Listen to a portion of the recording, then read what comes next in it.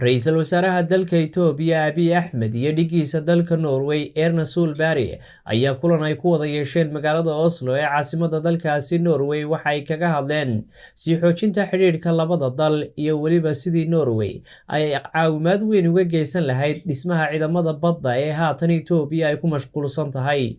dhowaan ayay ahayd markii qaar ka mid a warbaahinta ka soo baxday geeska Afrika ay daabaceen in Itoobiya ay weydiisatay dalka Djibouti saldhig military. cabsida Itoobiya ee dhanka Masar ayaa ahayd mid sanooyin badan taagneed iyadoo labadaasi dal uu ka dhaxeeyo khilaafka la xidhiidha dhanka biyaha webiga Niil. Imaaraadka oo xulafo la Masar ayaa saldhig military ka helay Somaliland. sidoo kale waxa ay shirkadda DP World oo laga leeyahay dalka Imaaraadku ay haatan gacanta ku haysaa dekedaha magaalooyinka Berbera iyo Boosaaso, taasi oo Itoobiya dhankeeduna ay heshiiska magaalada Berbera ay qayb ka ahayd.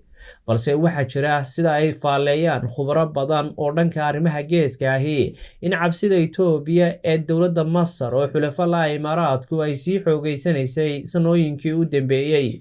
inkasta oo dhowaan heshiis laga gaadhay dhanka biyaha Niil, haddana xiisadda ka dhex taagan had iyo goor labada dal ee Masar iyo Itoobiya ee la xidhiidha dhanka biyaha Niil waa mid soo noqnoqota iyadoo xataa ay dhacaan heshiisyo ay labada dhinac gaadhaan.